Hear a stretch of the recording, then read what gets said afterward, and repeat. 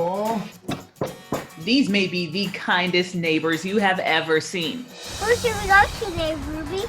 Let's kick it off with a literal paw patrol.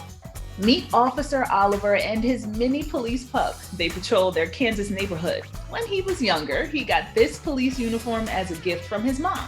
Not too long after, the Leawood Police Department made it official with his very own ID badge. At just 5 years old, he's an experienced cop, helping to make his neighborhood a safer place with his canine unit by his side. Hey, come on, man. The house is on fire. Now to this heart-stopping video from an officer's body cam. 42, I got people inside that are trapped. Alongside the cop, a neighbor storming into a home to warn a sleeping family their house was on fire. Coolers worked out. Come on. Without thinking twice, they put concerns about their own safety aside to save 5 sleeping children. Everybody, come on. Come here. Come here. Get out! Now to this woman who was caught on Ring doorbell cam trying to alert her neighbors to their burning home. When Carolyn Palish saw smoke outside her window early one morning, she checked on the Salgados, a family of 6 living next door. Nicole Salgado says she's glad Carolyn was so persistent in trying to wake them. We were all asleep. We didn't hear anything. We didn't smell anything. She made sure that we got out of that house. And they did just in time. Firefighters told us that if it would have been 5 more minutes and that roof would have came down with us in the house, we would have inhaled all that smoke and we wouldn't have woken up. I've been a nurse for 40 years and you hope that you've always done good for everyone. But to actually see the result and to see them alive and well and their children are here, can't ask for nothing better. Marcy Zavala and her 4 sleeping children and her husband, Henry, were saved by this neighbor. Her ring cam recorded the drama unfolding as a fire approached at 2 a.m. Henry! Inside Edition was there as Marcy thanked Paul Peterson for the first time. All my kids are under the age of 6, and to have our lives in danger is crazy, and I just thank God that he gave us enough time to get out of here. Henry! Get up! The hill's on fire! Florida man Billy Bass ran to his neighbor's home gasping for air after he choked on a piece of steak while having dinner home alone. I had to think quick and I couldn't speak. So my instinct was to go to my neighbor's. I was dying. I only had about 30 seconds left.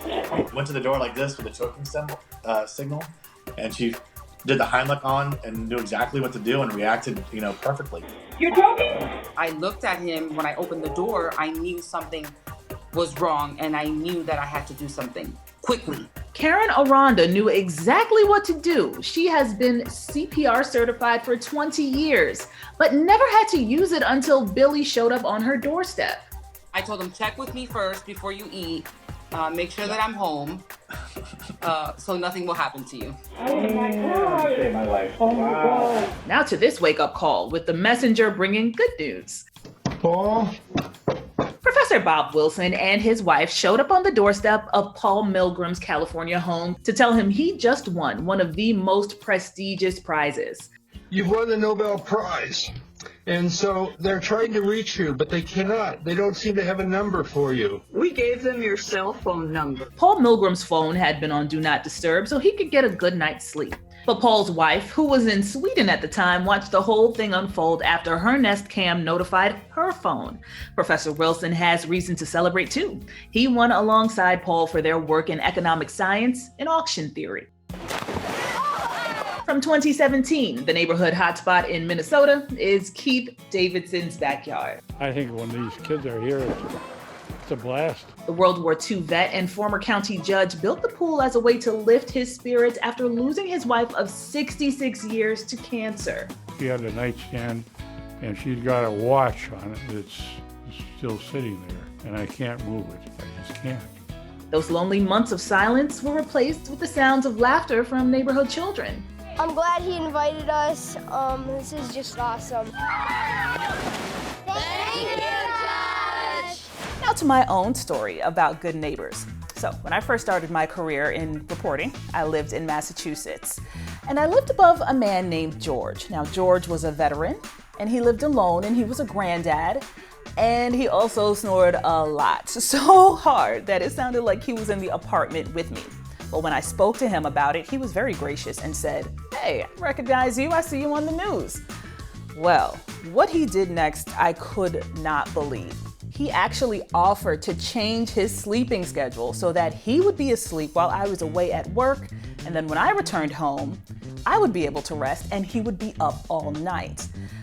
What also happened, well, when heavy snow was in the forecast, I would ask him, hey, do you need anything from the market? I would pick it up. And he, if he was outside first, would clear the snow off of my car so that I can just get out and go. That was remarkable to me. George moved out about a year later. I don't know where he went. I don't even know his last name, but wherever he is, I hope he's doing well. That just goes to show there is nothing like kindness and some good neighbors. For Inside Edition Digital, I'm Stephanie Officer.